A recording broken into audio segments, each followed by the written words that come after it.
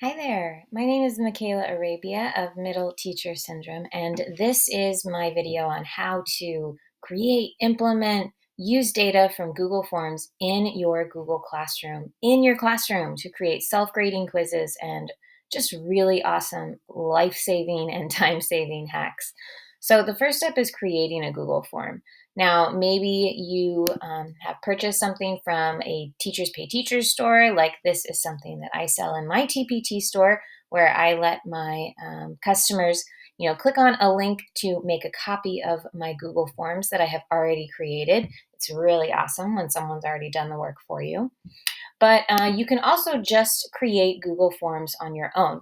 So here's what a Google form can look like. You label it at the top. You can create different types of questions, like short answer questions. I also create these kind of checkbox matching questions.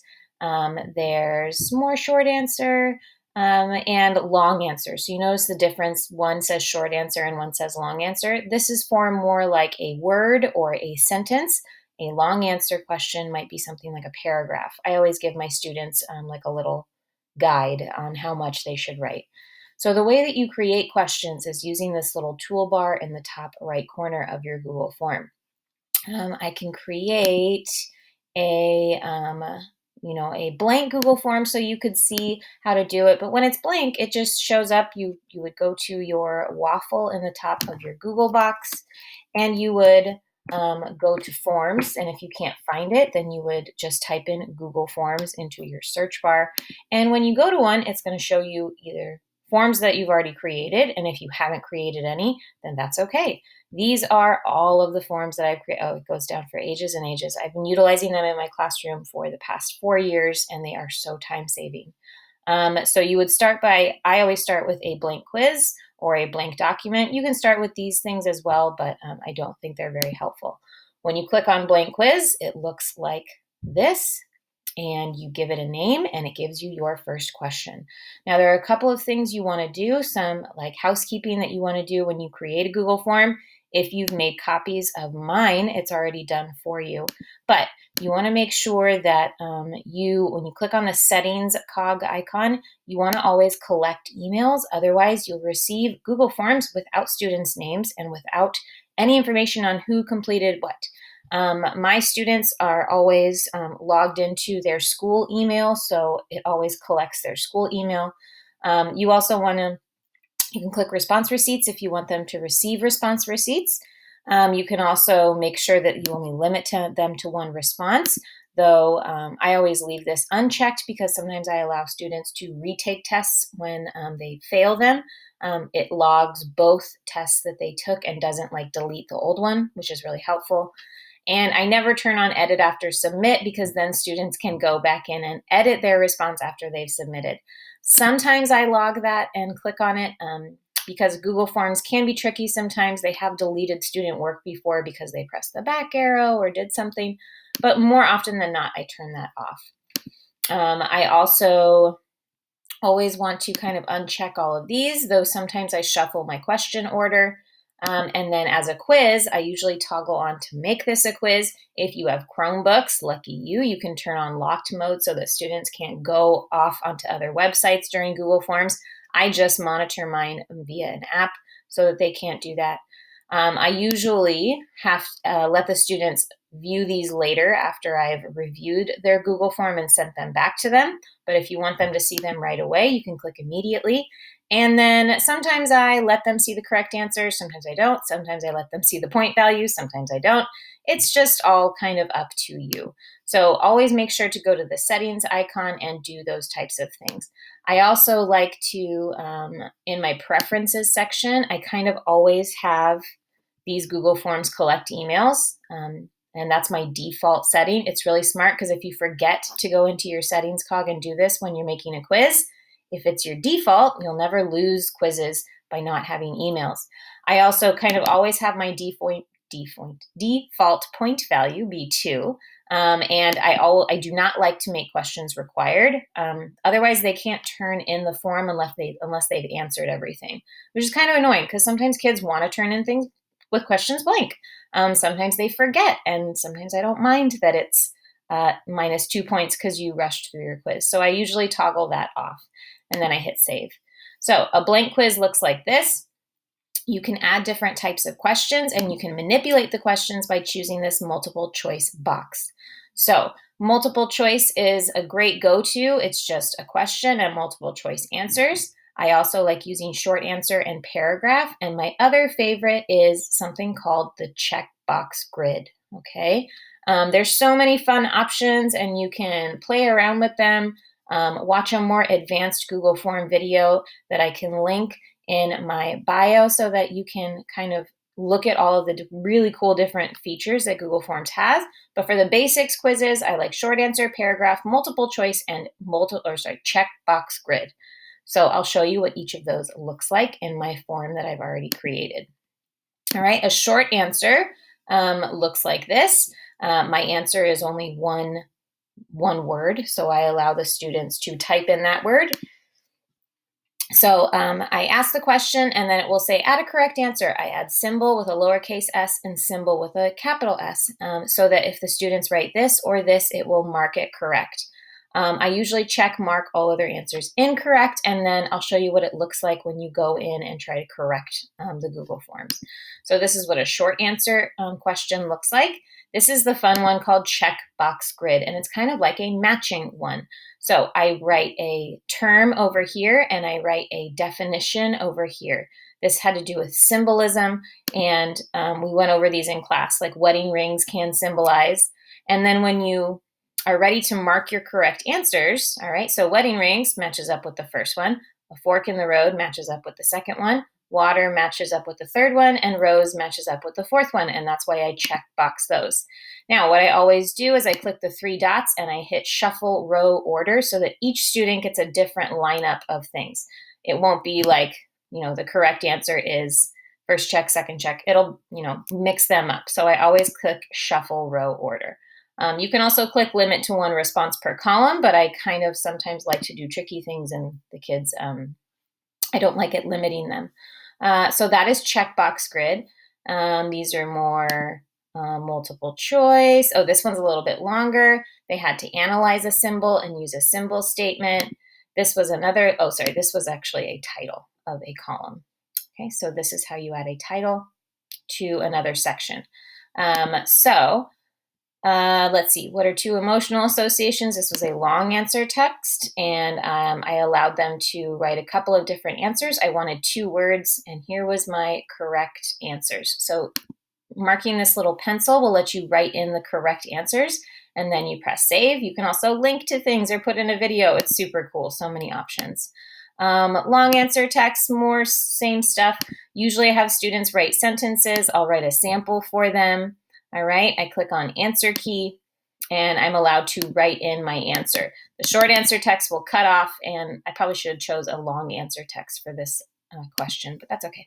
All right, you can copy questions, you can delete questions, you can make questions required, and you can also add a description or a response validation so that when they submit it, it says something like, great job, I thought that was very interesting. So once you have created your Google form, you're going to go to Google Classroom, your Google Classroom, and you're going to hit create an assignment. Okay. Now, there is quiz assignment, but you don't need to choose that one unless you're starting from scratch. I always choose create an assignment. So when you create an assignment, you're going to name it, and you're going to attach your Google form from your Google Drive. Okay. So you go in, I always look for what was most recent, because then it will pull up what I've been recently working on. Notice there's 2 things here. I'll click on the Percy Jackson quiz I was just working on, and it will attach. I always toggle on grade importing, and I'm going to show you how to grade import. You can mess around with the points, but you don't have to just yet. You're going to work on that when you're importing grades. I always do a due date. I always do a topic. If you're familiar with Google Classroom, you know how to do this. If you're not, watch my Google Classroom 101 video, which I can link in my descriptions. So after you create an assignment, you're going to hit assign. I've already created it, so I'm not really going to create it. And I'm going to show you what that assignment looks like. So here was this quiz. 22 students took it. I already graded it. 3 students hadn't turned it in yet. I'm going to show you what it looks like to look at the information that they've turned in. Okay, so here it is. All right, when you're ready to see what the students did on the quiz, you're going to click on responses. So these students, okay, if you can look at this in different ways. There's the summary, there's the question, and there's the individual.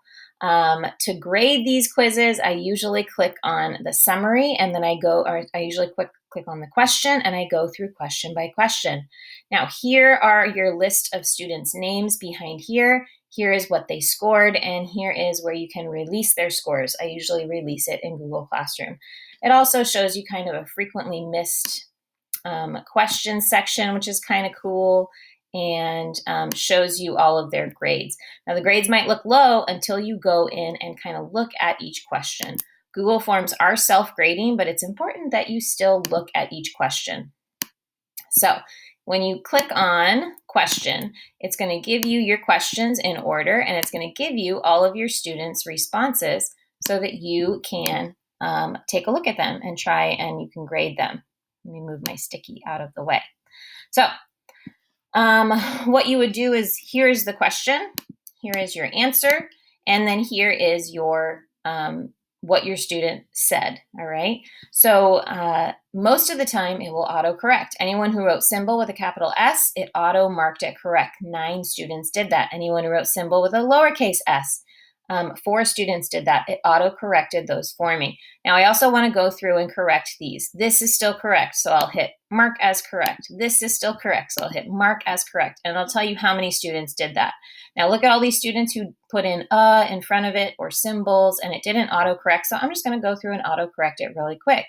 This student did not answer correctly, and the rest of these students did not either, so they got 0 out of 2 points. I hit save, and then I move on to my next question. Now, some questions are multiple choice, and there's only one right answer, and they either got it right or they didn't. But some, like this quiz, has a lot of writing on it. Multiple choice quizzes are self-grading, easy, awesome. I still go through and check them, but it's important to know that the more they write, the more you have to grade. And you just kind of go through and you hit check if they got it right and X if they got it wrong. And these students did a really good job. Now, the ones that are a little bit trickier to grade are when they have to write 2 to 4 sentences. I usually give my response, like my correct answer in the response section, and then I grade theirs up here. Now you can see who did what by clicking on this response button. It will bring up the student's name, but I like it because it's kind of like, you know, grading, very unbiased. You can't see their name. You're grading them strictly on what they said. So you can give students up to 5 points. You can also give them like 100 points. So just make sure to watch your fingers, because sometimes I give them too many points and their grades get skewed. And that's how you grade your Google form. You hit save, and then you're ready to move on to Google Classroom. So once this is all graded, you see I have 25 responses. I go to Google Classroom and I am ready to look at my students' grades, and I'm ready to import them. So I'm going to make sure that my students' names are kind of hidden. All right, but I'm going to click on this assignment and I'm going to open it up. Okay, so once you open up, all right, it's going to look like this. You're going to have students who have turned in things. I've already graded 22 of them. 3 of them turned in late, so I graded those afterwards. But their grades and names are going to show up in this left column, okay? Now, I can go back to my quiz and I can see how many points it's out of by taking a look at the summary. The summary says that this quiz is out of 27 points. So I'm going to go to Google Classroom and I'm going to make sure I click 27 points in my points section. Now, once that is in there, I'm going to hit import grades. Okay, it's going to ask me, are you sure you want to import? I'm going to say yes. And then it's importing their grades. So as it's importing, it's going to bring all of their grades up in this left column. And you can see that it's out of 27 points. Now, some people have awesome features where they can integrate and they can import directly into their grading system. I have to import manually into my grading system of facts, but maybe you have Aries or something. Those are super cool because sometimes there's a button at the bottom of your Aries that says import from Google Classroom, and you can. So this is how you use Google Classroom, import grades, and use self-grading quizzes in the classroom. If you'd like to see how to print a Google form to pass it out in class because your technology is on the fritz or something, keep watching. So if you'd like to print a Google form, all you have to do is go to your settings and make sure that you have everything the way that you want it. You did that in the beginning. All right. You're going to go to your questions. Okay. And then you're going to scroll all the way. No, you're not. You're going to click on the preview button so that you can preview your quiz the way it is. Okay. So once you're previewing your quiz, all right, this is what it's going to look like to the students, okay? You can either go to File, Print, okay? Or you can go back to your Edit option, and there's ways to print your quiz as well, all right? You can try to send your quiz via an email or something like that, all right?